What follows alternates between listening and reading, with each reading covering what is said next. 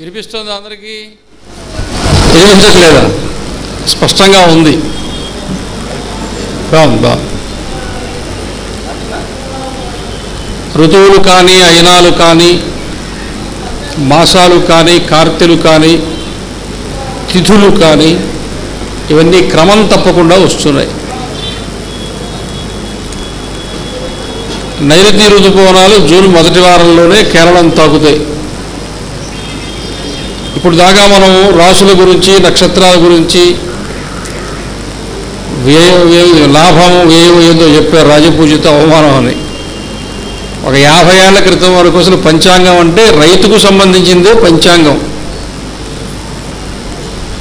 అంటే ఏ కార్తెలో ఏ పని చేయాలా, ఏ ఋతువులో ఏ పని చేయాలా, వ్యవసాయానికి సంబంధించినటువంటి విషయాన్ని పంచాంగం ప్రధానంగా కలిగి ఉండేది గ్రామీణ జీవనంలో.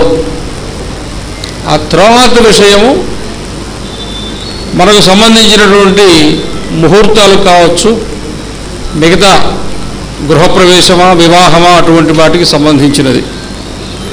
ఇప్పుడు జ్యోతిష్యం అనేది చాలా విస్తృతంగా ఈరోజు సమాజంలో పాతుకుపోయింది. అందువల్ల ఇప్పుడు అర్చకులు కానీ, పురోహితులు కానీ, వాస్తవానికి ఇంతకు ముందు ఒక 15-20 సంవత్సరాలకు పూర్వం ఈ పంచాంగాలు గ్రామానికి ఒకటి కూడా ఉండేది కాదు. కానీ ఈ రోజున పంచాంగాలు ఇంటికి 4 వస్తున్నాయి. అంటే పంచాంగం ప్రతి ఒక్కరూ చూడటం అనేది ఒక వ్యాసంగంగా పెట్టుకున్నారు, నేర్చుకుంటున్నారు. మంచి రోజు, మంచి పని చేయాలంటే ఎప్పుడు, ఇట్లాంటివి తెలుసుకునేటువంటి జిజ్ఞాస పెరిగింది. టీవీ ఛానళ్ళల్లో కూడా దానికి సంబంధించిన సమాచారం చెప్తున్నారు. అంతేకాకుండా ఓపెన్ యూనివర్సిటీలో దానికి సంబంధించిన పీజీ కోర్సులు వచ్చాయి. ఈరోజు చాలామంది జ్యోతిష్యంలో ఎంఏ చేస్తున్నారు. జ్యోతిష్యం అనేది ఈరోజు ఒక ఉపాధి కల్పనగా కూడా మారింది. ఈరోజు గ్రామాల్లో ఒక అర్చకుడు బతకాలంటే జ్యోతిష్యం ఉంటేనే బతకగలడు. దేవాలయంలో దర్శనం చేసుకుంటే దక్షిణ చేస్తారు, మంచి రోజు చెప్తే, లేకపోతే ఇదిగో ఈరోజు పుట్టాడు కాబట్టి హోమం చేసుకోండి, జపాలు చేసుకోండి అని చెప్తే దాంట్లో 10 రూపాయలు సంపాదించుకొని జీవించగలిగిన పరిస్థితి ఏర్పడింది. కాబట్టి పంచాంగం అనేది ఈ రోజున అది కేవలం పంచ అంగాలకు సంబంధించిన విషయం కాదు. దాని విస్తృతము పూర్తిగా సమాజంలో అందరికీ అవసరయోగ్యమైన విషయంగా తయారైంది. అది ఒక విషయం. ఇక దేవాలయాలు వాటి గురించి చెప్పారు. సమాజంలో ఉండే కోట్లాది మంది ప్రజలకు కావలసిన దేవాలయాలు లేవు. హిందువులు మంచివాళ్ళు కాబట్టి దేవాలయానికి రావట్లేదు, కాబట్టి దేవాలయాలు సరిపోతున్నాయి. కానీ రేపు ఒక రోజున వీళ్ళందరూ బుద్ధి మార్చుకుని అందరూ హిందువులు దేవాలయం రావడం మొదలు పెడితే ఏ ఒక్క గ్రామంలో ఉండే దేవాలయంలో స్థలం లేదు. 1 కోటి రూపాయలు పెట్టి దేవాలయం కట్టినా 50 మంది కూర్చునే మంటపమే కడతారు. ఆ ఊర్లో వాళ్ళు 100 మంది వస్తే ఎక్కడ కూర్చోవాలా? ఈరోజు రేపు పెద్ద సమస్య ఏంటంటే, ఒక్క వ్యక్తి వచ్చినా, 4 వ్యక్తులు వచ్చినా కారులో వస్తున్నారు. మరి పార్కింగ్ ఎక్కడ చేసుకోవాలా? ఈ సమస్య కళ్యాణ మండపాలకు ఉంది, సీతారామ కళ్యాణ మండపానికి ఉంది. ఇప్పుడు ఎమ్మెల్యే గారు వచ్చారు, మన విష్ణు గారు, మన వెల్లంపల్లి వారు వచ్చారు. దిగితే ఏం చేయాలి? వాళ్ళు కారు ఎండిపోవాలి, అక్కడ పక్కన సందులో పెట్టుకోవాలి. మళ్ళీ బయలుదేరే ముందు వాళ్ళు ఎవరో ఫోన్ చేస్తే మళ్ళీ వస్తుంది. నా పరిస్థితి అంతే. ఇది ప్రతి దగ్గర ఉంది. కాబట్టి దానికి అనుగుణంగా ఆలోచించి కట్టించేటువంటి దేవాలయాలు 1 ఎకరాను 2 ఎకరాలు స్థలం తీసుకుని కట్టించేటట్టుగా ఆలోచన చేయాలి. కోట్లాది రూపాయలు ఒకే దగ్గర కుమ్మరించకుండా. ఇకపోతే ఇప్పుడే పంచాంగం చదువు ఒక సంగతి చెప్పారు. మిగతా రాజకీయపరమైన అంశాలు, దేశాలు విదేశాలు, రష్యా ఎట్టుంటుంది, యూరోప్ ఎట్టుంటుంది అని పక్కన పెడదాం. ఇందులో అన్నింటికంటే కూడా సాధారణమైన ఒక ప్రతి సంవత్సరము వింటూ ఉన్నటువంటి ఒక ఇబ్బందికరమైన, మనందరికీ బాధ కలిగించే ఒక విషయం చెప్పారు. అదేంటంటే బ్రాహ్మణ అమ్మాయిలు వేరే కులాల వాళ్ళతో వెళ్ళిపోతారనే విషయం చెప్పారు. మొత్తం పంచాంగంలో ఇబ్బందికరము, బాధాకరమైన అంశం ఇది ఒక్కటే.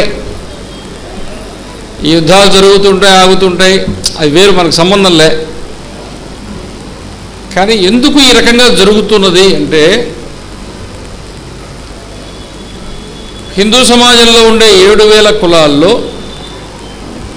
అన్నింటికంటే అగ్రకులంగా చెప్పబడేటువంటి బ్రాహ్మణులు తమ కులాన్ని గురించిన అవగాహన కలిగి లేరు, తెలియదు. బ్రాహ్మణులకు వాళ్ళ కులాన్ని గురించి తెలియదు, దీని లేదు సందేహం లేదు. వాళ్ళ పిల్లలకి అది చెప్పరు. కానీ వేరే కులాల దగ్గరికి పోయేసరికి వాళ్ళ కులాన్ని గురించి, కుల ఆచారాన్ని గురించి, కుల దేవతను గురించి, కుల సాంప్రదాయాన్ని గురించి వాళ్ళ పిల్లలకి చెప్తారు. మీరు అందుకే చూడండి, బ్రాహ్మణుల్లో ఈ రోజున ఎవరైనా చనిపోతే 10వ రోజున పట్టుమని 10 మంది కూడా రావడం లేదు. వస్తున్నారా? అసలు దాయాదులు వస్తున్నారా? లేరు. ఒక బ్రాహ్మణులే కాదు, ఒక 4-5 అగ్రకులాలుగా చెప్పబడే వాళ్ళకి ఎవరికి రావట్లా. ఎందుకంటే వీళ్ళే మనకు ఎందుకు ఇవన్నీ వదిలేసరి. ఒకటి ఖర్చుతో కూడుకున్న పని, అంత ఖర్చు పెట్టేటువంటి ఆర్థిక స్థితి ఈరోజు వీళ్ళకి లేదు. రెండోదాన్ని గంటల సేపు కూర్చోవాలా, ఎంత పెద్ద తతంగం అయిపోయి చాలామంది ఇవి వదిలేశారు చెయ్యలేక. కానీ మనం చెప్పేటువంటి మామూలు పరిభాషలో వాడేటువంటి కింది కులాలు అంటాం, కింది కులాలు ఏం కాదు వాళ్ళు. ఈ రోజున మీరు ఎప్పుడైనా చూడండి, మాలలు, మాదిగలు, వాళ్ళు ఎవరైనా బంధువులు చనిపోతే 10వ రోజున 11వ రోజున నదీ తీరంలో శ్మశానంలో 400 మంది 500 మంది కూర్చుని హరికథ చెప్పించుకుంటారు. ఎందుకు వస్తారో తెలుసా? వాళ్ళందరూ వాళ్ళ కులధర్మాన్ని ఆచరించుకుంటున్నారు. బ్రాహ్మణులు కులధర్మాన్ని పక్కన పెట్టేశామనే విషయం అంగీకరించాలి. బ్రాహ్మణ అమ్మాయిని కాపాడుకోవాలా అనే విషయం చెప్తూ ఉన్నారని బ్రాహ్మణ సంఘాల వాళ్ళు నన్ను పిలవడం కూడా మానేశారు. ఈ ఒక్కటి మాకు చెప్పొద్దు, ఇది మా చేతుల్లో లేదు, వదిలేసాం. నేను ఊరికే చెప్పట్లేదు, 2 రాష్ట్రాలు తిరిగిన తర్వాతే చెప్తున్నా. ఖచ్చితంగా మన కులగోత్రాల గురించి మన బిడ్డలకు చెప్పాల్సిందే. సమాజంలో అందరం కలిసి జీవించటం అనేది సంస్కారం. మన ధర్మాన్ని మనం పాటించటం అనేది మన బాధ్యత. మన కులధర్మాన్ని పాటించడం అంటే ఇతరులను కించపరచడం కానీ తక్కువ చేయటం కానీ కాదు, కాకూడదు కూడా అన్ని కులాలు. అందువల్ల ఏ కులమైనా సరే, అది వైశ్యుల, బ్రాహ్మణుల, కాపుల, కరణాల, కమ్మల, రెడ్ల, ఎవరైనా సరే, మీ ఆచార సంహితను మీరు పోగొట్టుకోవద్దు. ఎందుకు ఈ మాట చెప్తున్నానంటే, ప్రపంచ మానవ జాతిలో ఏ ఒక్క మతము ఒకే సిద్ధాంతం కలిగి ఉన్నప్పటికీ ఒకే ఆచార విధానాన్ని కలిగి లేదు. గుర్తుపెట్టుకోండి. ప్రొటెస్టెంట్లు పోయే చర్చికి క్యాథలిక్కులు పోరు, షియాలు పోయేటువంటి మసీదుకి సున్నీలు పోరు. ఎవరిది వాళ్ళదే. దానిని మనం విమర్శించాల్సిన అవసరం లేదు, ఖండించాల్సిన అవసరం లేదు. మానవ సమాజ నైజం అది. మనం బృందాలుగా జట్లుగానే కలుస్తాం. బ్రాహ్మణులే ఉందాం అనుకోండి, బ్రాహ్మణుల్లోనే మళ్ళీ ఎన్ని శాఖలు ఉన్నాయి? 200-300 ఉన్నాయి. నియోగులు 6000 నియోగులు, ప్రథమ శాఖ, తెలంగాణ్యులు, వైదీకులు, ద్రావిడులు, పంచద్రావిడులు, అందులో ఆరామ ద్రావిడులు, కోనసీమ ద్రావిడులు, పేరూరు ద్రావిడులు, ఇట్లా ఎక్కడెక్కడ ఎన్ని రకాలైనటువంటి ఉన్నాయో ఇవన్నీ ఉంటాయి, అందరిలో ఉంటాయి. రెడ్లు 38 రకాలు ఉంటాయి. ఎందుకు అంటే మానవ సమాజం అలాగే ఉంటుంది. దీన్ని మనమేమి విమర్శించాల్సిన అవసరం లేదు, వేలెత్తి చూపించాల్సిన అవసరం అంతకంటే కూడా లేదు. అయినప్పటికీ మనం సామాజికమైన బాధ్యతను కలిగి ఉంటూ మన ధర్మాన్ని మనం పాటించుకునే విషయంలో జ్ఞానాన్ని కలిగి ఉండడంలో తప్పు లేదు. ఈ విషయాన్ని మనం గ్రహించాలి. అందుకని మన పిల్లలకి, అంటే మీ పిల్లలకి మీరు చిన్నప్పటి నుంచి మీ ఆచార సంహితన గురించి చెప్పండి, కూర్చోబెట్టి చెప్పండి. మొన్న 3వ తేదీ ఇక్కడ మన రాఘవరావు గారు వాళ్ళ అబ్బాయి ఉపనయనానికి వచ్చాం ఇక్కడికి. పోయిన సంవత్సరం ఎప్పుడు సామూహిక ఉపనయనాలు కూడా చేశారు. ఉపనయనం ఎప్పుడు చేస్తున్నారు? కొంతమంది చిన్నప్పుడే చేస్తున్నారు, కానీ చాలామంది ఎల్లుండి పెళ్ళంటే ఈరోజు చూస్తున్నారు. ఇంక అది ఎందుకు? అసలు గాయత్రి లేనప్పుడు, ఇప్పుడు మాకు గాయత్రి లేదు, సన్యాసాశ్రమం తీసుకోవడం అంటేనే అగ్నికార్యాన్ని వదిలేయటం. అగ్నికార్యం లేదు అంటే వాడు బ్రాహ్మడు కాడు. బ్రాహ్మణ్యాన్ని వదిలేయటమే సన్యాసం అంటే. జంధ్యం తీసేస్తేనే, మొలదాడు తీసేస్తేనే, గాయత్రిని వదిలేస్తేనే సన్యాసి అవుతాడు. మీరు అసలు గాయత్రి తీసుకోకపోతే నువ్వు గృహస్థ ఎట్ట అవుతావు? నువ్వు ఏ 7వ ఏటనో ఎప్పుడో నీకు నీకు ఉపనయనం చేసుకొని నువ్వు గాయత్రి జపం చేసుకుంటే, గాయత్రి నీ వెంట ఉంటే అది నడిపిస్తుంది నిన్ను. ఆ స్పృహ పోవడానికి కారణం ఏంటంటే నేను మొదట చెప్పిన మాట, మనకు సంబంధించిన దాన్ని మనం వదిలిపెట్టేయటం, లేకపోతే మరిచిపోవటం. దీన్ని మనం మరలా తీసుకొచ్చుకోవాలి. ఎవరి కొరకు కాదు, ఎవరిని వాళ్ళు ఉద్ధరింపజేసుకోవటం కొరకు దీన్ని స్వీకరించాలి. ఇది మగపిల్లలకి. అందుకే కంచి జయేంద్ర సరస్వతి స్వామి వారు ఉన్నప్పుడు చేసిన ఆలోచన, పరమాచార్యుల వారు, జయేంద్ర సరస్వతి వారు. ఇప్పుడు విజయేంద్ర సరస్వతి స్వామి వారు దాన్ని అమలు చేస్తున్నారు. ఏంటి? బ్రాహ్మణ ఆడపిల్లలకు సాంప్రదాయ పాఠశాలలు. ఎందుకు? మీకు ఒక సంగతి తెలుసా? వాస్తవానికి అగ్రహారాలు ఉన్న రోజుల్లో కంటే కూడా ఈరోజు దేశంలో అక్కడక్కడ ఉండేటువంటి వేద పాఠశాలల్లో గురువుల దగ్గర టీటీడీ లాంటి వాళ్ళు, శ్రీశైలం కావచ్చు, కీసరగుట్ట కావచ్చు, అన్నవరం కావచ్చు, సింహాచలం కావచ్చు, ఇట్లాంటి దేవాలయాలు, అంటే దేవాదాయ శాఖ మొత్తము భారతదేశంలో ఈ రోజున వేదం చదివేవాళ్ళు ఎంతమంది ఉన్నారో తెలుసా? నిజంగా అగ్రహారాలు ఉన్నప్పుడు ఎంతమంది బ్రాహ్మణులు వేదం చదువుకున్నారో దానికి రెట్టింపు పిల్లలు ఈరోజు వేదం చదువుతున్నారు, ఆగమం చదువుతున్నారు, వేదం చదువుతున్నారు, పౌరోహిత స్మార్తం చదువుతున్నారు. సమాజంలో చాలా మార్పు వస్తుంది. అమెరికాలో లక్షల డాలర్లు సంపాదించుకుని, వేల డాలర్లు సంపాదించుకునే వాళ్ళు ఉద్యోగాలు వదిలిపెట్టి వాళ్ళ పిల్లల్ని వేదం చదివించుకోవడానికి ఇక్కడికి వస్తున్నారు. ఎంటెక్ చదువుకున్న అమ్మాయిలు ఇష్టపడి ధోతి కట్టుకుని పిలకబెట్టుకుని ఉండేటువంటి ఒక వేద పండితుడిని వివాహం చేసుకునేటువంటి మనస్తత్వం కూడా ఈరోజు వస్తుంది. కాబట్టి ఇలాంటి పరిస్థితుల్లో కంచి స్వామివారు మన విజయవాడలో కావచ్చు, తిరుపతిలో, కంచిలో, హైదరాబాదులో, పాలమూరులో, ఇంకా అనేక దగ్గరలో ఈ సాంప్రదాయ పాఠశాలలు పెట్టి బ్రాహ్మణ జీవన విధానాన్ని అలవాటు చేస్తున్నారు. గుర్తుపెట్టుకోండి, ఈ జీవన విధానము ప్రామాణికమైనది. బ్రాహ్మణులను తిట్టండి, ఎవరైనా విమర్శించండి, కానీ వాళ్ళ జీవన విధానం ప్రామాణికమైనది. ఎలా ఉండాలి, ఎలా జీవించాలి అనేటువంటి విషయంలో అది కాచి వడపోసినటువంటి జీవన విధానం. ప్రతి ఒక్కరూ ఆ స్థాయికి రావడం కొరకే ప్రయత్నం చేస్తున్నారు, చేస్తారు కూడా. మాట కావచ్చు, భాష కావచ్చు, గుణం కావచ్చు, సంస్కారం కావచ్చు, అది వేదహితమైనటువంటిది, వేద నుంచి వచ్చింది. కాబట్టి అందరూ కూడా అలా ఉండాలనే కోరుకుంటారు ప్రాచీన కాలం నుంచి దేశంలో. ఇది ఎవరిని విమర్శించాల్సింది కాదు, అందరం కలిసి జీవించాల్సింది. అందుకొరకు ఈ విషయాన్ని మనం మన పిల్లలకి ఇంటిలో చెప్పండి. చిన్నప్పటి నుంచి మీ గోత్రాన్ని గురించి చెప్పండి. నేను నెల్లూరు జిల్లాలో మా వేగూరు హరిజనవాడకి వెళ్ళాను, మాదిగవాడకి. అక్కడ ఒక అమ్మాయి ఎంటెక్ చదువుతుంది. ఆ అమ్మాయి పేరు అరుణ. ఇప్పుడు బ్యాంకు జాబ్ చేస్తుంది ఆమె. అంతా 10-15 కుటుంబాలు ఉంటాయి ఆ మాదిగాడలో. అక్కడ పోయి కూర్చున్నాను 2017లో. అక్కడ చిన్న గుడి ఉంది, చిన్నది, మనిషి కూడా పట్టడం అంత చిన్న గుడి ఉంది. ఏ గుడమ్మ అన్నాను. రేణుక అని చెప్పింది. రేణుక అమ్మవారి దేవాలయం. రేణుకమ్మ ఎవరు?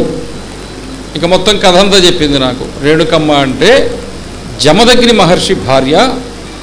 జమదగ్ని మహర్షి సంధ్యావందనం చేసుకునే సమయంలో నదిలో నుంచి నీరు తెమ్మన్నారు. ఆ నీరు తెచ్చే సమయంలో ఆమె ఎందుకో విచలితమైంది. దానికి కోపం వచ్చి జమదగ్ని మహర్షి రేణుకమ్మ యొక్క తలను నరికేశాడు. తలను పరశురాముడికి చెప్పి తల నరికిచ్చేశాడు. పరశురాముడి తల్లిదండ్రులు వాళ్ళు. పరశురాముడు తల కొట్టేశాడు. ఆ తల వెళ్ళి ఎక్కడ పడిందంటే మాదిగవాడలో మాదిగవాళ్ళు చర్మాన్ని నానబెట్టుకునేటువంటి తొట్టి, దాన్ని లంద అంటారు. ఆ లందలో పడింది తలబోయి. అప్పుడు పరశురాముడు ఏడుస్తూ తండ్రి కాళ్ళ మీద పడి, తండ్రి ఆజ్ఞ పాటించాలని నువ్వు చెప్పావు కాబట్టి నేను కన్న తల్లి తలను నరికేశాను, కానీ మరి తల్లిని చంపిన పాపాత్ముడిగా నేను నిలిచిపోతాను, నాకు నా తల్లి కావాలని చెప్పి ప్రాధేయపడితే వెతుక్కొచ్చుకొని పెట్టుకో, బతుకుతుంది పో అన్నాడు. అప్పుడు పరశురాముడు వెతుక్కుంటూ వెళితే 5 అన్నదమ్ములు మాదిగ వాళ్ళు పరశురాముడితో యుద్ధం చేస్తే, అయ్యా నీతో నాకేమీ ఇది లేదు, నేనే ఈ పాపం చేశాను, మా తల్లి తల ఇచ్చేస్తే నేను తీసుకుపోతానని చెప్తే, అప్పుడు ఆ తొట్టిలో పడి ఉండేటువంటి రేణుకాదేవి యొక్క తల మాట్లాడింది, నువ్వు వద్దు అనుకుని నెరిగేశావు, వీళ్ళు కావాలనుకుని కాపాడుకున్నారు, వీళ్ళే నా సంతానము, ఇప్పటి నుంచి నేను మాదిక కులానికి కులదేవతగా ఉంటాను అని చెప్పిందని ఒక పురాణ గాథను ప్రతి సంవత్సరం మాదిగాడలో వాళ్ళు కథ చెప్పించుకుంటారు. ఒక ఎంటెక్ చదువుకునే అమ్మాయికి వాళ్ళ నాన్న కూర్చోబెట్టి మన కులమేంది, మన కులదేవత ఏంది చెప్పుకున్నాడు. మీరేమి అన్యదా భావించకండి, వేరే విధంగా ఆలోచించకండి, మీ బిడ్డలకు మీరు చెప్తున్నారా? పరశురాముడి పేరుతో సంఘం పెట్టుకుంటున్నారు, కానీ పరశురాముడి గురించి మీ కొడుకు చెప్పారా, మీ కూతురికి చెప్పారా? అందువల్ల ఇబ్బంది వస్తుంది. ఇంకా కూడా ఒక ఇబ్బందులు చాలా ఉన్నాయి. మీ అమ్మాయిని చాలా దగ్గరగా చదివించుకోవడానికి అమ్మాయిలని అబ్బాయిలని ఈరోజు రేపు హాస్టల్లో వేస్తున్నారు. ఒక 100 మంది పిల్లలు ఉంటే బ్రాహ్మణులు ఎంతమంది ఉంటారు? అందులో 2 ఉంటారు, 3 ఉంటారు. ఇప్పుడుండే గవర్నమెంట్ పాలసీస్, సంక్షేమం, ప్రజా ఆరోగ్యం, పౌష్టికాహారం ఇవన్నీ జరగాల్సిందే. ప్రభుత్వం ఎవరిదైనా ఉండనండి, ఈరోజు ప్రతి గ్రామానికి కోడిగుడ్డు పోతుంది. మన సమాజమే కదా. ప్రతి గ్రామానికి గర్భిణీ స్త్రీకి పాలు పోతున్నాయి, మన సమాజమే కదా. ఇది జరగాలి. కానీ ఏమవుతుందంటే 5 రోజులు ఈ ఆహారం, 2 రోజులు ఆహారం పద్ధతిలో ఆ 100 మందిలో ఈ 3 ఎక్కడ బతకాలా? వీడు తోటకూర తినాలి కదా, చుక్కాకే తినాలి కదా, బెండకాయ తాలింపే తినాలి కదా, సాంబారే తినాలి కదా. మధ్యలో ఇది వస్తే ఎట్టా? ఎన్ని రోజులు ఆపగలరు? కాబట్టి ఇంటర్లో మీరు చేరిస్తే బీటెక్ కంప్లీట్ చేసుకొచ్చేసరికి ఎంతకాలం అవుతుంది? 7 ఏళ్ళు.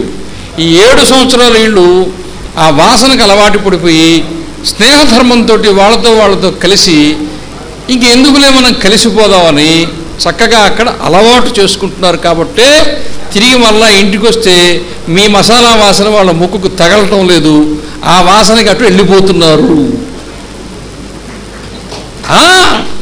కొట్టండి, ఇబ్బందిలా కొట్టండి. నాకు తెలుసుగా. అందువల్ల ఇట్లాంటి విషయాలన్నీ దృష్టికి వచ్చిన తర్వాతనే ఇవేవి మనమేం చెయ్యలేము. సమాజంలో వచ్చిన మార్పులు సమాజంతో కలిసి నడవాలి. ఒక 70 ఏళ్ల క్రితం ఉన్నట్టే ఇప్పుడు ఉండమని మనమేం చెప్పట్లేదు, కానీ మనది మన గురించి తెలుసుకో ఉండాలి అని చెప్తున్నారు అంతే. అలాగే ఇప్పుడు మన పీఠం ఎక్కడుందో ఒక 5 నిమిషాలు 10 నిమిషాలు చెప్పేసి పూర్తి చేస్తారు. భువనేశ్వరి పీఠ పాలిత సీతారామ కళ్యాణ మండపం అని ఇక్కడ పెట్టారు బోర్డు. ఆ ముందు నా ఫ్లెక్సీ కూడా ఉంటుంది అనుకుంటా, నా మొహం. చాలామంది వేరే జిల్లాల నుంచి వచ్చి ఈ బోర్డు చూసి నాకు ఫోన్ చేస్తారు, ఇక్కడైనా ఉండేదని.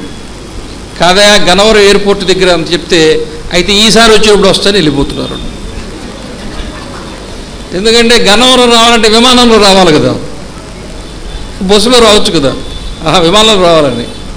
ఇక్కడికి వచ్చి 20 కిలోమీటర్ల దూరాన్ని రాలేక వెళ్ళిపోతున్నారు. అలవాటు తప్పింది కదా. అందువల్ల భువనేశ్వరి పీఠం అనేది చిదానందాశ్రమం 1952లో ప్రారంభమైంది. దోణవల్లి అనంత పద్మనాభం అనే ఒక రైతు ఆ భూమిలో పెద్ద గుమ్మడి పాదులు పెడితే ఆ తీగలు అన్నీ కూడా 5 శిరస్సులు ఉండేటువంటి నాగుపాముల్లాగా పడగెత్తితే ఆ గుమ్మడి తోటలో నాగుపాములు సంచరిస్తూ ఉంటే అదే సమయంలో 1952లో రావులపాటి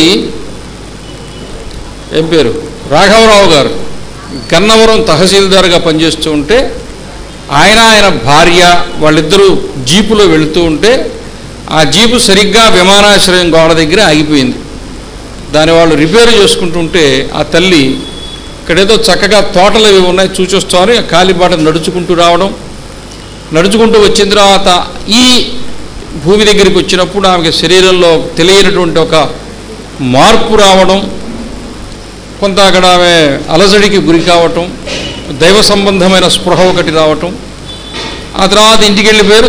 తరచూ అక్కడికి వస్తూ ఉండి ఆమె శరీరం మీదకి దేవుడు పూనికి రావడం, ఆ వచ్చిన తర్వాత అలాగే అక్కడ నాగుపాములు సంచరిస్తూ ఉండడం, చుట్టుపక్కల రైతులు ఈ అనంత పద్మనాభం గారు వీళ్ళు కలిసి ఋషికేశ్లో సన్యాసం తీసుకుని హఠయోగ అభ్యాసం చేస్తూ ఉండినటువంటి చిదానంద సరస్వతి స్వామివారిని తీసుకొచ్చి అక్కడ ఆశ్రమాన్ని ప్రారంభించడం. ఈ స్వామివారు, ఆ పద్మావతమ్మ వారు, ఇంకా చెప్పుకోవాల్సింది రాఘవరావు గారు.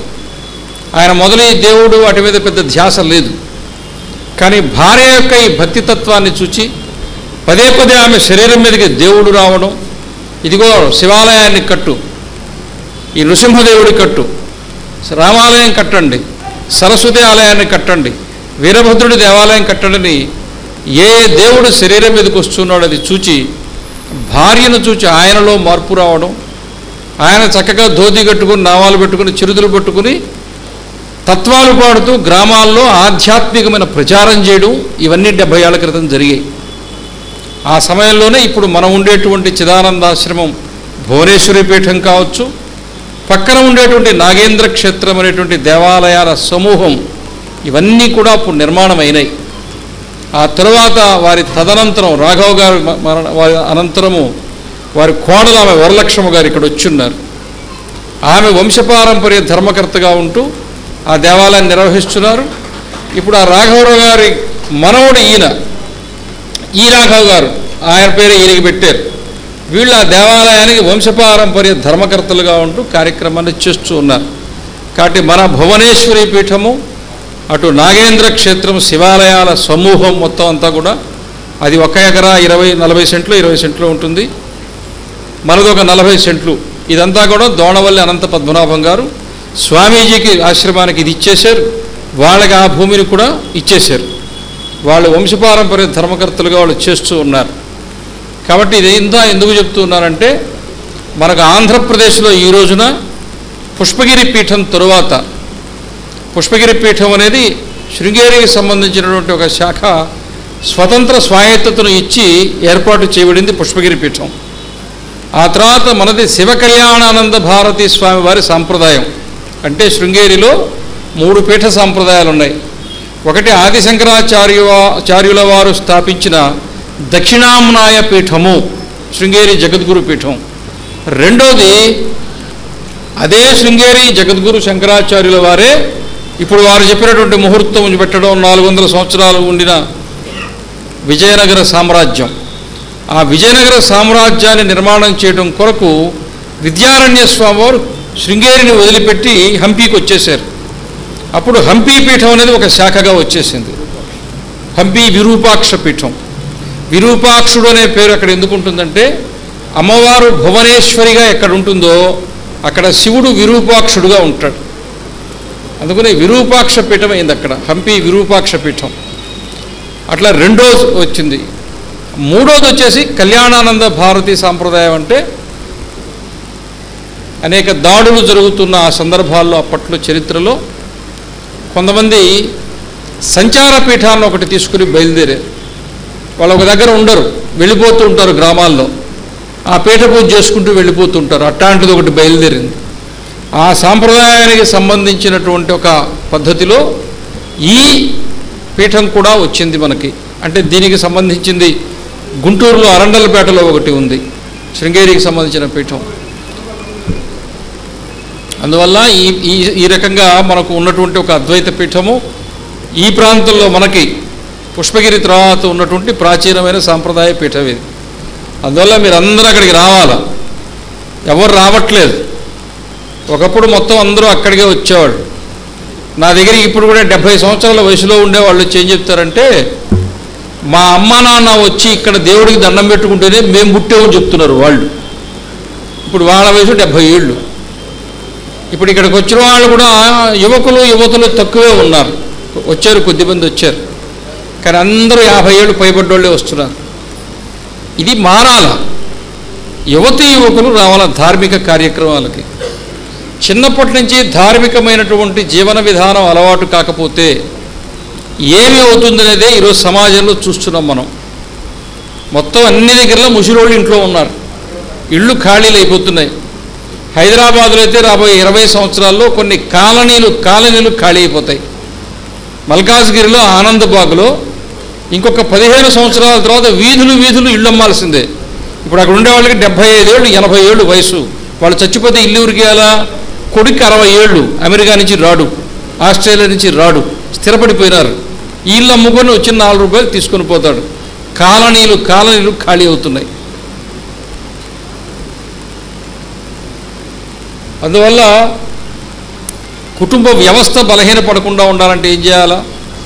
ఇవన్నీ విషయాలు ఒకేసారి మనం చెప్పలేము. ఎందుకంటే టీవీ పెట్టుకోండి, చాగంటి వారు చెప్తున్నారు వినండి, సామవేదం వారు చెప్తున్నారు వినండి. టీవీ పెట్టేసి మీ పాటికి మీరు ఆలోచించుకుంటూ కూర్చోకూడదు. సీరియల్ మీద ఉన్నంత శ్రద్ధ చాగంటి మీద లేదు, నాకు తెలుసు. టీవీలో వాళ్ళ ఎమోషన్స్ని మీరు ఫీల్ అవుతున్నారు, మీ బీపీ పెంచుకుంటున్నారు, అవునా? కానీ చాగంటి వారు చెప్పిన దానికి మీరు ఎక్కడ అనుభూతి చెందట్లా, అవునా కాదా? మీరే చెప్పండి. 20 ఏళ్ల క్రితం ఋషిపీఠం 6 లక్షల సర్క్యులేషన్ ఉండింది. ఈ రోజున 6,000 60,000కు పడిపోయింది. ఎందుకని? తగ్గిపోయింది చదవటం. అందుకనే ఈ భావన పెరగకపోతే సమాజంలో ఇబ్బందులు వస్తాయి. చివరిగా ఒక మాట చెప్పి పూర్తి చేస్తా. మనది ఆంధ్రప్రదేశ్. ఆంధ్రప్రదేశ్ అనే మాట చెప్పడమే పాపమా అన్న పరిస్థితుల్లో ఉన్నాం మనం. తెలుగు వాళ్ళంట ఎప్పుడయ్యాం? మనం ముందు ఆంధ్రులం కాకపోతే తెలుగు వాళ్ళం కానే కాం, గుర్తుపెట్టుకోండి. రామాయణ కాలం నాటికి భారతదేశంలో ఉన్న 7 జాతుల్లో ఆంధ్రజాతి ఒకటి. ఆంధ్రులంటే ఏంటో తెలుసా? దశావతారాల్లో 7 సార్లు భగవంతుడు వచ్చిన భూమిరారా ఇది అని చెప్తున్నారు పెద్దలు. దశావతారాల్లో 7 అవతారాలు. రామావతారం, కృష్ణావతారం వచ్చిన ఉత్తరప్రదేశ్ దేవభూమి అయిపోయింది. కాశీ ఉన్నందుకు దేవభూమి అయిపోయింది. ప్రయాగం ఉన్నందుకు దేవభూమి అయిపోయింది. చార్ధామ్ యాత్ర ఉన్నందుకు ఏమంటాం, అది ఉత్తరాఖండ్ దేవభూమి అయిపోయింది. అమర్నాథ్ యాత్ర, వైష్ణోదేవి ఉన్నందుకు జమ్మూ కాశ్మీర్ దేవభూమి అయిపోయింది అని పిలుస్తున్నావా లేదా? పోతున్నావా లేదా? మరి దశావతారంలో మొదటి అవతారం ఏది? మత్స్యావతారం. మత్స్యావతారం దేవాలయం మొత్తం భారతదేశంలో ఒక్కటే ఉంది. ఎక్కడ? నాగలాపురం. మత్స్యావతారం ఉద్భవించిందే ఆంధ్రప్రదేశ్, ఆంధ్రదేశం. రెండో అవతారం ఏది? కూర్మావతారం. కూర్మనాథస్వామి దేవాలయం భారతదేశంలో ఒక్కటే ఉంది, శ్రీకూర్మం. మూడో అవతారం ఏది? మత్స్యకూర్మ వరాహ. ఎక్కడ? తిరుమలయే వరాహ క్షేత్రం. వరాహం తర్వాత ఏంటి? నారసింహ. నరసింహుడు ఎక్కడ ఉద్భవించాడు? అన్నమాచార్యుడు చెప్పాడు, కదిరి నృసింహుడు కంభమునా వెడలే. కదిరి ఎక్కడుంది? ఆంధ్రప్రదేశ్లో ఉంది. నరసింహుడు తర్వాత ఎవరు వచ్చారు? వామనుడు. వామనుడు ఎక్కడొచ్చాడు తెలుసా? త్రివిక్రమ వామన స్వామి దేవాలయం ఎక్కడుందంటే మన పరుచూరు మండలంలో ఉండే చెరుకూరు గ్రామంలో ఉంది. ఎవరికైనా తెలుసా? ఎంత ప్రాచీనమైన దేవాలయం! 2000 సంవత్సరాలకు పూర్వం ఉన్నటువంటి దేవాలయం అది. మన చెరుకూరులో ఉంది, పరుచూరు మండలం చెరుకూరులో ఉంది. మరి ఆయన తర్వాత ఎవరు వచ్చారు? వామనుడి తర్వాత పరశురాముడు. దశావతారాల్లో పరశురాముడు మాత్రమే చిరంజీవి. ఆయన అవతార సమాప్తం కాలేదు. ఆయన ఎక్కడుంటాడంటే శివధనుర్భంగం తర్వాత శ్రీరాముడు చెప్పాడు, వాయువేగం మనోవేగాలతో ఎక్కడుంటానన్నాడు? మహేంద్ర పర్వతం. మహేంద్ర పర్వతం ఎక్కడుందంటే శ్రీకాకుళం జిల్లాకి ఒరిస్సాకి బార్డర్, సరిహద్దు కొండ. ఆ పర్వతం మీద పరశురాముడు నివసిస్తాడని చెప్పేసి పురాణ ప్రతీతి. పరశురాముడి తర్వాత ఎవరు? పరశురాముడి తర్వాత రామ, బలరామ, కృష్ణ. ఈ 3 అవతారాలు అక్కడికి వెళ్ళిపోయినాయి. అయోధ్య, రేపల్లె, మధుర. ఈ 3 అక్కడికి వెళ్ళిపోయినాయి. తర్వాత ఎవరు? అఖిలాండ కోటి బ్రహ్మాండ నాయకుడు, కలియుగ ప్రత్యక్ష దైవము సాక్షాత్తు వెంకటేశ్వర స్వామి వారు ఎక్కడున్నారు? తిరుమల. 10 అవతారాల్లో 7 అవతారాలు ఎత్తిన ఆంధ్రప్రదేశ్ను పట్టుకొని మీరు దుర్మార్గులు, మీరు రాక్షసులు అని ఎవరంటే మనకు బాధ కలగదా? కలుగుతుందా కలగదా చెప్పండి? అనొచ్చా? విన్నారా? చప్పట్లు కొట్టొద్దా? అది కూడా రాదా? మరి అయోధ్య కారిడార్ వచ్చితే అయోధ్య కారిడార్ వచ్చినట్టే కాశీ కారిడార్ వస్తే, ఉజ్జయిని కారిడార్ వస్తే మనకు నాగలాపురం కారిడార్ వద్దా? శ్రీకురం కారిడార్ వద్దా? భారతదేశంలో జాతీయ భాషలు ప్రధానమైనవి 14 ఉంటే ఆ 14 భాషల్లో ఏ భాషకు లేని ప్రత్యేకత ఏంటో తెలుసా? శ్రీకాకుళ ఆంధ్ర మహావిష్ణువు దేవాలయం. ఇదే కృష్ణా జిల్లాలో శ్రీకాకుళం గ్రామంలో ఆంధ్ర మహావిష్ణువు దేవాలయం పోయి చూడండి. 2500 సంవత్సరాల నాటి దేవాలయం. మన భాష పేరు ఆంధ్రం. సంస్కృత ఆంధ్రముల యందు పండితుడు అనాలి. సంస్కృత ఆంధ్రము అనేది సమాసం. సంస్కృతము తెలుగు అనేది సమాస పదం కాదు. దుష్ట సమాసం అసలు చెప్పకూడదు. ఆ వ్యాకరణం ప్రకారం అది చెల్లదు. సంస్కృతం తెలుగు అనకూడదు, సంస్కృతం ఆంధ్రం అనాలి. అందుకనే కవిత్రయం రాసినటువంటి భారతము ఆంధ్ర మహాభారతమైంది. పోతనవారు రాసిన భాగవతము ఆంధ్ర మహాభాగవతమైంది. ఆంధ్ర శబ్దరత్నాకరమైంది. ఆంధ్రమే మన భాష, మన జాతి, మన సంస్కృతి, మన ఉనికి, మన చరిత్ర. వదిలిపెడదామా? మొత్తం భారతదేశంలో ఎవరెవరితో కూడా పోరాడారో మీరు చరిత్ర చదవండి, నేను చెప్పను. కానీ ఆంధ్రులు ఎవరెవరితో పోరాడారో తెలుసా? ఫ్రెంచ్ వాళ్ళతో, డచ్ వాళ్ళతో, ఆంగ్లేయులతో, మొఘలాయులతో అందరితో పోరాటం చేశాం మనం. రాజీ పడ్డ వాళ్ళం కాదు మనం అంగీకరించిన వాళ్ళం కాదు. మనం గుంటూరులో క్రిస్టియన్ కాలేజీ పెడితే దాన్ని అంగీకరించక మన వాళ్ళు హిందూ కాలేజీ పెట్టారు. మచిలీపట్నంలో క్రిస్టియన్ కాలేజీ పెడితే మేము అంగీకరించని హిందూ కాలేజీ పెట్టారు. నెల్లూరులో క్రిస్టియన్ కాలేజీ పెడితే వెంకటగిరిరాజు వారు విఆర్ కాలేజీ పెట్టారు. మనం రాజీ పడ్డామా? మన భాషను వదులుకున్నామా? మన సంస్కృతిని వదులుకున్నామా? ఈ రోజున ఏ కాటన్ ద్వారా నిర్మాణం చేశారని చెప్తున్నారో దానివల్ల ఎక్కువ లబ్ధి పొందింది ఎక్కడ అంటే కోనసీమలో ఉన్నటువంటి వేద పండితులు మా బిడ్డలు బిచ్చమెత్తుకునే బతుకుతారు కానీ ఆంగ్లేయ విద్య చదువుకోరని చెప్పి నిలబడ్డారు. అదే స్వాతంత్ర్య పోరాటం వస్తే గుజరాత్లో ఉప్పు సత్యాగ్రహం ఒక్క దగ్గర జరిగింది. మన దగ్గర మైపాడు దగ్గర జరిగింది, చీరాల దగ్గర జరిగింది, మచిలీపట్నంలో జరిగింది. 3 దగ్గరలు ఉప్పు సత్యాగ్రహం జరిగింది. మన స్వాతంత్ర ఉద్యమంలో వెనక లేవు. గాంధీజీ గుజరాత్లో ఒక్కడే, ఆంధ్రప్రదేశ్లో ఊరికొక గాంధీ బయలుదేరాడు. ఆయన ఒక్కడే కొల్లాయి కట్టాడు, వీళ్ళందరూ కొల్లాయి కట్టారు. తెలుసా ఈ సంగతి? గాంధీజీ మార్గదర్శనంలోనే ఈ ఉద్యమాలు జరిగాయి. ఆదర్శాన్ని స్వీకరించి నిలబడ్డటువంటి వాళ్ళు ఎక్కువ మంది భారతదేశంలో అంటే ఆంధ్రులే. ఇంకా ఒక విషయం చెప్తున్నాం, మనం మద్రాసులో చెప్పుకోవడానికి అవమానపడకండి. ఎందుకో తెలుసా? అసలు మద్రాసును కట్టుకున్నదే మనం. చంద్రగిరి రాజు గారు ఇచ్చిన ల్యాండ్ అది. అక్కడ పెట్టుబడి పెట్టింది ఆంధ్రులు. ఇదే మచిలీపట్నం, ఇదే మంగళగిరి, ఇదే పెడన, ఇదే తెనాలి, ఈ ప్రాంతం నుంచి 1,00,000 మంది పద్మశాలి కుటుంబాలను తీసుకుని పోయి మద్రాసులో స్థిరపరిచారు. 1,00,000 మగ్గాలతో వస్త్రాలను నేసి ఎగుమతి చేశారు. దాన్నే అప్పుడు శాలిగ్రామం అన్నారు, శాలేవాడ. ఇప్పుడు సేలం కాదు, శాలిగ్రామం చెన్నైలో ఉంది. శాలిగ్రామం పేరుతో పిలిచేటువంటి వాళ్ళందరూ కూడా ఈ ప్రాంతం నుంచి మన పెడన, మన మంగళగిరి, మన చీరాల, మన వేటపాలెం ఈ ప్రాంతాల నుంచి వెళ్ళినటువంటి పద్మశాలీలు. అందుకని మనది మద్రాసు కాబట్టి మనల్ని మద్రాసీలని మనల్ని అన్నారు. చరిత్రలోకి పోతే ఇప్పుడు చెన్నై క్యాపిటల్ అయిపోయింది, హైదరాబాద్ క్యాపిటల్ అయిపోయింది. వాటి గురించి మాట్లాడొద్దు. ఎక్కడికైనా పోవచ్చు భారతదేశంలో, దాని గురించి వద్దు. కాకపోతే చరిత్ర తెలుసుకోరు ఉండాలా వద్దా అనే దానికోసం చెప్తున్నా, అందుకొరకే. కాబట్టి ఆంధ్రులు అన్నిట్లో అగ్రగణ్యులు, వీరులు, పరాక్రమవంతులు, త్యాగధనులు. చాలామంది చెప్తుంటారు అసలు కుల పిచ్చండి ఆంధ్రాలోని. మీకు ఒక సంగతి తెలుసా? ఆంధ్రప్రదేశ్లో జరిగిన కులాంతర వివాహాలు ఏ స్టేట్లో జరగవు. తెలుసా ఈ సంగతి? ఈ రాష్ట్రంలోనే కులాంతర వివాహాలు ఎక్కువ జరుగుతున్నాయి. ఈ రాష్ట్రంలోనే మతాంతర వివాహాలు ఎక్కువ జరుగుతున్నాయి. తిరిగి మళ్ళీ అందరూ ఈ రాష్ట్రాన్ని తిడతారు, ఆంధ్ర వాళ్ళకి కుల పిచ్చి ఎక్కువ. ఇంకక్కడ లేదా? హైదరాబాద్ దాటి సంగారెడ్డికి పోతుంటే పటాన్చెరు దగ్గర నుంచి 2 గ్లాసుల పద్ధతి ఉంటుంది. 2 గ్లాసు పద్ధతులు అంటే ఏం తెలుసా? 2 గ్లాసుల పద్ధతి అంటే తెలుసా? అంటే అన్ని కులాల వాళ్ళకి ఒక గ్లాసును వేరే వాళ్ళకి ఒక గ్లాసు అని కాదు. చూరులో 2 గ్లాసులు దొరుకుంటాయి. ఎస్సీల్లో ఉండే 2 కులాల వాళ్ళే ఒకరు తాగిన గ్లాసులో ఇంకొకరు తాగరు. వాళ్ళ 2 గ్లాసులు వాళ్లే వేరుగా పెట్టుకుంటారు. ఈ సంగతి తెలుసా? మా దగ్గర కులతత్వం లేని దగ్గరనే అది ఉందయ్యా. ఒకళ్ళని ఒకళ్ళు ఊరుకునే ఎత్తి చూపించుకోవద్దు, పొడుచుకోవద్దు, ఒక సమాజాన్ని తక్కువ చేయొద్దు.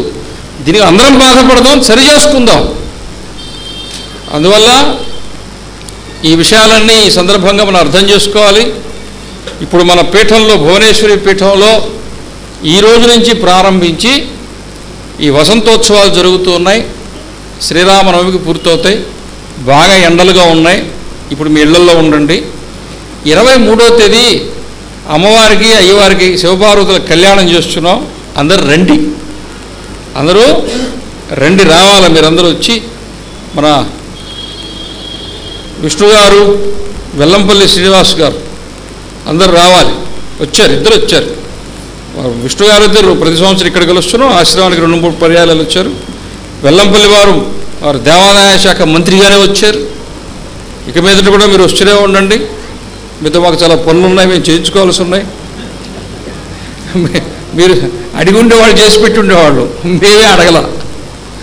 పాప విష్ణు గారు అయితే మీరు రిపోర్ట్ అది తయారు చేయించి పంపించండి, చేయించేస్తామని 3 సంవత్సరాల నుంచి చెప్తున్నారు.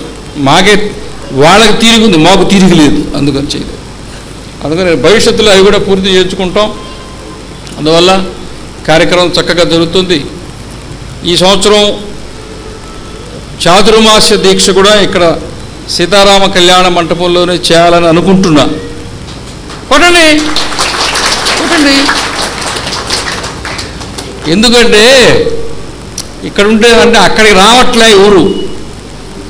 కొండ మన దగ్గరికి రాకపోతే ఏం చేయాలా? మనమే కొండ దగ్గరికి పోవాలి. అందుకని సత్యనారాయణపురం మనమే వచ్చి కూర్చుందాం.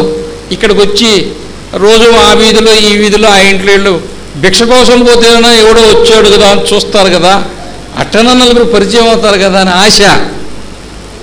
మేము ఆశపడుతున్నాం, నలుగురు రావాలా, నలుగురు చేరాలా, నలుగురు కలవాలా అని చెప్పి. మీరు మాత్రం అసలు దొరకటం లే. ఈ విషయంలో అన్ని నక్షత్రాల్లో పుట్టిన వాళ్ళకి జాతకం ఒక్క రకంగానే దొరకట్లా. అందువల్ల చాలా మంచి కార్యక్రమం. ఇక్కడ ఈ ధర్మాధికారిగా ఉన్నటువంటి చంద్రశేఖర్ గారు చక్కగా నిర్వహిస్తున్నారు. ఇక్కడ చక్కగా ఉంది. అందరం కలిసి చేసుకుందాం. చెప్పిన విషయాలన్నీ సకారాత్మకంగా, పాజిటివ్గా అర్థం చేసుకోండి. ద్వేషించకూడదు ఎవరిని, దూషించకూడదు ఎవరిని. మనందరం కలిసి జీవించాలి. స్వస్తి.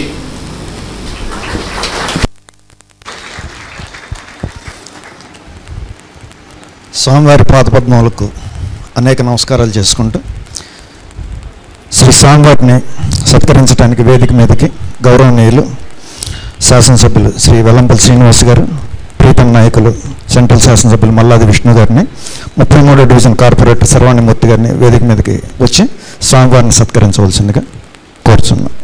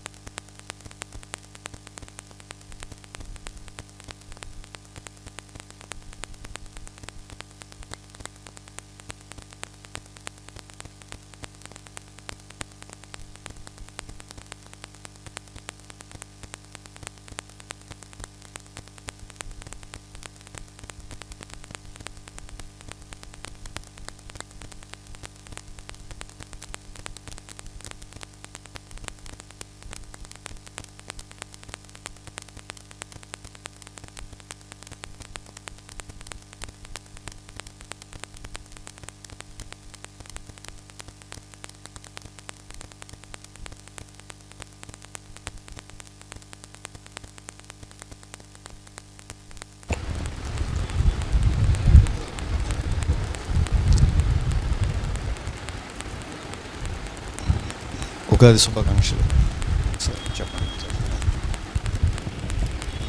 అందరికీ నమస్కారం. ఈరోజు ఈ యొక్క భువనేశ్వరి పీఠంలో శ్రీ శ్రీ శ్రీ పూజలు శ్రీ కమలానంద స్వామి గారి యొక్క ఆశీర్వాదంతో ఈ యొక్క ఉగాది పంచాంగ శ్రవణం కావచ్చు, ఉగాది సందర్భంగా అందరికీ కూడా చక్కటి స్వామివారి యొక్క ఆశీర్వచనం చాలా సంతోషంగా తెలియపరచు. ఇక్కడ ఉన్న అందరికీ కూడా ఉగాది శుభాకాంక్షలు.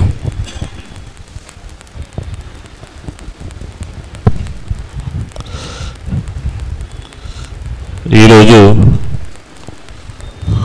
ప్రతి సంవత్సరం లాగానే ఈ సంవత్సరం కూడా మన ఆంధ్రుల తెలుగువారి పెద్ద పండగ ఉగాది రోజున స్వామివారి దర్శనం చేసుకోవటం ఈ భువనేశ్వరి పీఠంలో ఇది మనం నిలుపుకోవడానికి చాలా పోరాటం చేసాం. మనం ఇది మామూలుగా మన అకౌంట్లో లేదు. దీని మీద చాలా రకరకాలుగా చేసినటువంటి సందర్భంలో విజయవాడ బ్రాహ్మణ్యానికి కానీ, విజయవాడ ఈ పీఠాన్ని ఈ కళ్యాణ మండపం కానీ స్వామివారి ఆశీస్సులు ఎప్పుడు కూడా ఉన్నాయి. కాబట్టి ఆ రోజు శ్రీనివాస్ కానీ, నేను కానీ, ఇంకా చాలామంది ఇది హిందూ ధర్మాన్ని కాపాడాలని, మనకి ఇది అనేక కార్యక్రమాలకి ఉపయోగపడే విధంగా ఉండాలని కానీ మేము చేసినటువంటి తలంపులో వారి స్వామివారి యొక్క ఆశీస్సులతో మనం దీన్ని చేసుకోవడం జరిగింది. కానీ ఈ ఉగాది రోజున స్వామివారు మాట్లాడినటువంటి మాటలన్నీ కూడా ఆణిముత్యాలు లాంటి మాటలు మనకి చెప్పడం జరిగింది. హైందవ ధర్మాన్ని కాపాడుతూ, ఆంధ్రుల యొక్క చరిత్రను చెబుతూ, బ్రాహ్మణ్యానికి ఏ విధంగా ఉండాలి, ఏ విధంగా అయినటువంటి గైడెన్స్లో అందరూ ఉండాలి అనేది వారు సవివరంగా ఈరోజు మనందరి ముందు తెలియజేయడం జరిగింది. కాబట్టి మనం మరొక అదృష్టం ఏంటంటే చాతుర్మాస దీక్ష ఇక్కడే స్వామివారు ఉంటానని చెప్పడం కూడా, మన ప్రాంతంలో మన మధ్య ఉంటానని సెలవు ఇవ్వడం కూడా మనందరికీ కూడా గర్వకారణం అని చెప్పని కూడా ఈ సందర్భంగా నేను మనవి చేసుకుంటాను. భారతీ స్వామివారు, కమలానంద భారతీ స్వామివారు నిక్కచ్చిగా అనేక సందర్భాల్లో ఊగిసలాట్ లేకుండా నిక్కచ్చిగా ప్రజలకి దిక్సూచిగా అనేక విషయాలు ఆయన స్పష్టంగా ప్రజల ముందు పెడుతున్నటువంటి విషయం మనందరికీ తెలిసింది. చాలామంది స్వాముల్ని మనం చూస్తూ ఉంటాం, చాలా ఉపన్యాసాలు వింటాం. కానీ సమాజానికి దిక్సూచిలాగా, అందరికీ మార్గదర్శనంలాగా, అందరికీ ఒక ఆలోచన చూపిస్తూ మనందరికీ మార్గదర్శకులుగా కమలానంద భారతీ స్వామి వారు ఉన్నారంటే అది మనందరికీ కూడా చాలా ధైర్యం, చాలా గర్వకారణం అని చెప్పని కూడా ఈ సందర్భంగా మనవి చేసుకుంటూ, ఈ ఉగాది రోజున వారు మనలందరినీ ఇక్కడ కలవటానికి చంద్రశేఖర్, శర్వాణిమూర్తి, అమరావతి బ్రాహ్మణ సంఘం, ఇంకా చాలామంది అందరూ కూడా ఉన్నారు. వారందరూ కూడా పెద్ద ఎత్తున ఇక్కడ ఒక కార్యక్రమాన్ని ఏర్పాటు చేసి ఈ రాబోయే సంవత్సరం అంతా కూడా క్రోధినామ సంవత్సరం, ఆ సంవత్సరం అంతా కూడా మంచి జరగాలి అని చెప్పాను. ఇందాక మన ముందు పంచాంగ శ్రవణం చేసినటువంటి వారు కూడా ఏ రాశి ఉన్నటువంటి వాళ్ళకి, ఏ రాశిలో ఏ రకాలైనటువంటి పద్ధతులు ఉంటాయి, దాన్ని బయటపడడానికి ఏ విధమైనటువంటి కార్యక్రమాలు చేయాలి అని చెప్పని సవివరంగా చెప్పడం కూడా చాలా మంచి సాంప్రదాయం. కాబట్టి శేఖర్కి, వారి పరివారానికి, వారి మిత్రులకి అందరికీ స్వామివారి ఆశీస్సులు ఉండాలి. అలాగే అమ్మవారు, విజయవాడ ఎలవేలుపు అమ్మవారి ఆశీస్సు యొక్క ఈ ప్రాంగణంలో ఉన్నటువంటి ప్రతి ఒక్కరికి ఉండాలి అని చెప్పని మనస్ఫూర్తిగా కోరుకుంటూ అందరికీ నమస్కారాలు. స్వామివారి ఆశీస్సులు ఎల్లవేళ ఉండాలని చెప్పని కోరుకుంటున్నాను. ధన్యవాదాలు.